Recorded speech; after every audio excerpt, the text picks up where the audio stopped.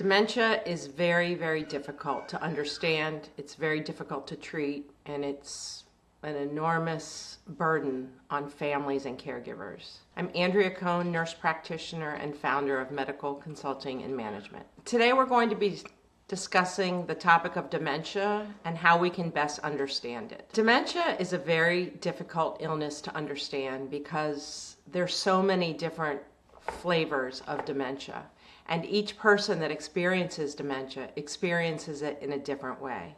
While we do rely on textbooks and Google and AI to explain these processes to us, they're very difficult to understand, even when you're seeing it right up front.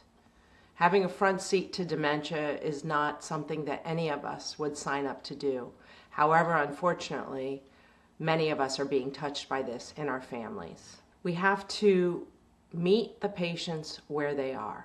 We have to understand that the disease process that's happening to their brain is not going to be unscrambled by us, the caregivers, by reminding them over and over again, you said that, you did that. Why do you keep saying the same thing? Because the takeaway in that dialogue to the person who's experiencing this is, first of all, they don't recognize that they are repetitive, so they think you're making that up. Second of all, the way you're talking to them and possibly shaming them makes them feel terrible. And so at the end of the conversation, we have somebody who doesn't clearly understand why you're correcting them, and another person who's frustrated because they can't reorient them. Reorienting a person with dementia is just a bad idea. Denial with dementia patients is multifaceted. Not only do the offspring of the patients say, why is my mother in denial? But unfortunately, they are also in denial about the process. And they think that if they have a good hour or two, or maybe a good afternoon, that actually this is not the proper diagnosis. We run into this a lot, where families say, I don't think this is dementia. How could it be dementia? She told me this morning that she was the mother to 5 children. She could name us all. She could name all our grandchildren. And yet, last night, she was trying to get out the door because she thought that her husband was an intruder.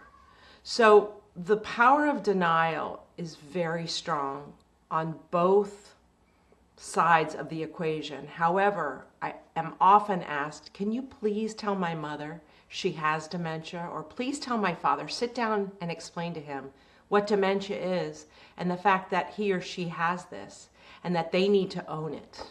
Own it. These patients can't own it. Just by virtue of the disease process and the inability to sometimes recall information, they cannot retain whatever is being told to them for longer than a few moments. So trying to get a patient with dementia to understand they have it is a futile attempt, and we often just try to avoid that altogether. In the same vein, I would like to address the fact that there are some patients with dementia who have an awareness. They will say to me, I'm not sure what's going on with me, but something's wrong with my brain. I sat the other day with a 61-year-old woman who said to me, my brain is not what it used to be. I can't control what it's doing to me, and it's making my life miserable. How do I deal with this? It was a gut-wrenching conversation to have. The husband sat there with us. He heard it all. He's living it. It's a very big challenge. My biggest suggestion is to get into a support group and reach out to people who have experienced this. I have found that no amount of education online or in classrooms, and sometimes even books, will convince a family that their loved one truly has dementia. And they're so hung up on the diagnosis that they miss the time they could be just enjoying their loved one. Some resources that are available for families with loved ones with dementia are community resources like day programs, geriatric case managers, nurse case managers, and home health agencies. These can all be a part of your care team, and you can extrapolate the information and the support that you need.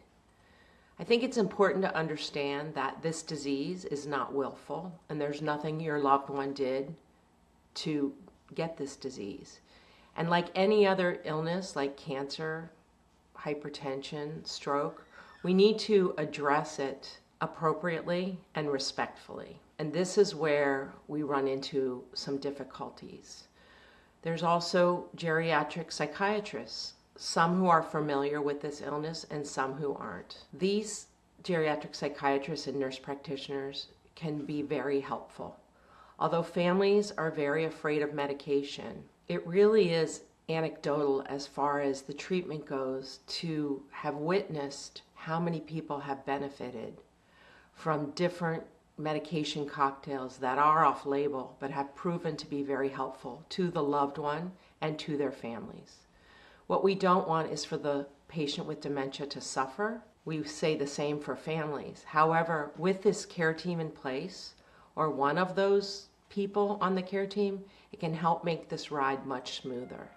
Just to reassure you, come beside you, hold your hand through the process, help you understand how you distract, deflect, and defer for your loved one, and try to get them off topic in times where they're stuck on a subject. Real quickly, I just will say I've sat in rooms where a patient has said, "It's a beautiful Monday." And the daughter will say, "Mom, it's not Monday, it's Thursday."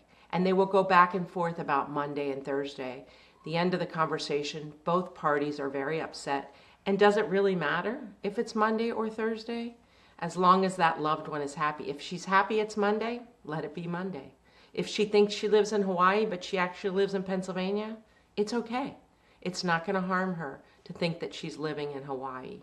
So this is one of the hardest parts of dementia, and we want to help support you through this. We have a care team trained for this. We have nurses who understand. We have specialized caregivers who can come in. And that is what you need at a time like this to support you and your entire family through this difficult process. To learn more about working with medical consulting and management, please go to www.mcmhomehealth.com.